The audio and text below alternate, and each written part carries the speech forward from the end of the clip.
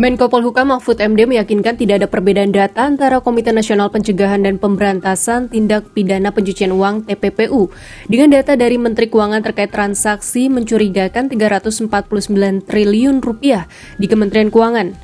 Hal ini dinyatakan oleh Mahfud dalam rapat membahas transaksi mencurigakan Rp349 triliun dengan Komisi 3 DPR RI dan Menteri Keuangan Sri Mulyani Selasa 11 April 2023. Jumlah 300 LHA, strip LHP yang dikirim PPATK terdiri dari A. 200 LHA LHP dikirim ke Kementerian Keuangan dengan agregat nilai laporan transaksi keuangan mencurigakan sebesar lebih dari 275 T yang terdiri atas 92 LHA LHP statusnya proaktif PPATK dengan agregat LKTM, ya, laporan transaksi keuangan mencurigakan, sebesar 236 T sekian.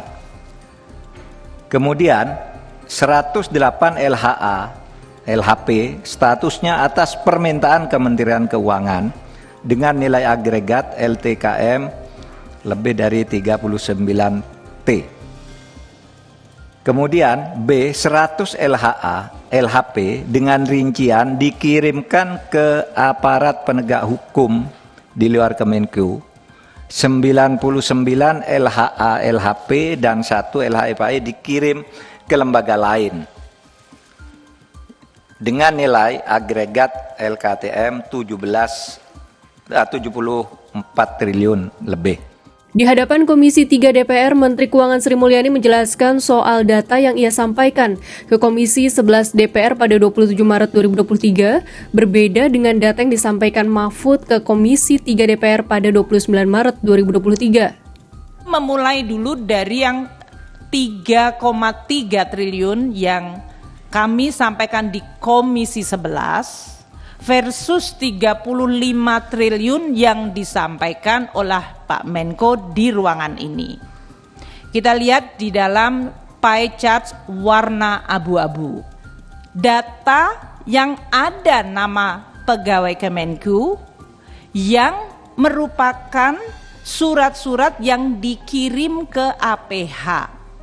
64 surat dengan nilai transaksi 13 triliun.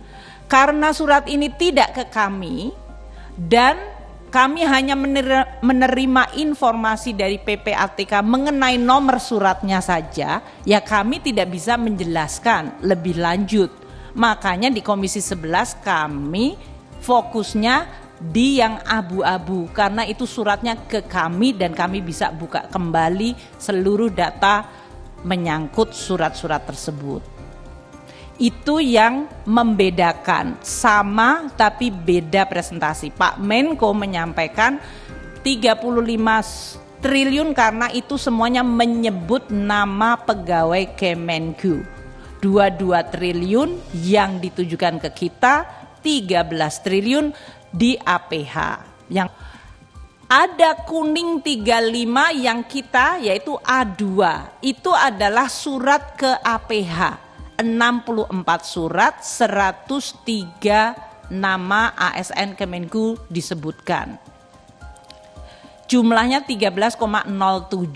Makanya kami tidak presentasi A2 karena kami tidak menerima surat. Kami hanya menerima nomor suratnya dan menyebutkan ada 64 surat ke APH. Jadi tidak ada bedanya. Menanggapi polemik transaksi janggal Rp349 triliun, anggota Komisi 3 DPR fraksi Nasdem, Taufik Basari mendorong dibentuk pansus supaya diketahui nilai final dari penyimpangan keuangan yang dimaksud. Sedangkan anggota Komisi 3 DPR fraksi Demokrat Beni Kaharman mengusulkan pembentukan Satgas Independen yang bertugas mengungkap transaksi janggal Rp349 triliun tersebut.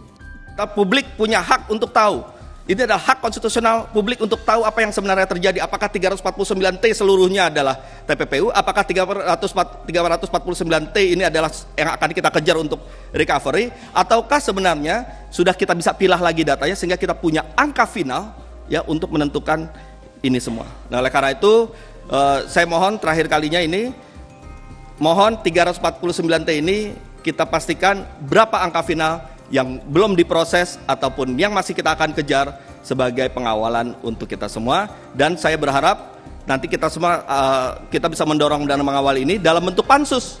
Ya, kalau ada pansus nanti antara komite dengan Menteri Keuangan dan PPATK bisa kita bantu, kita kawal ya untuk membongkar ini semua, karena memang tujuan kita ingin membongkar semua. Mudah-mudahan hak angket untuk membentuk pansus ini bisa disetujui oleh kawan-kawan semua. Terima kasih.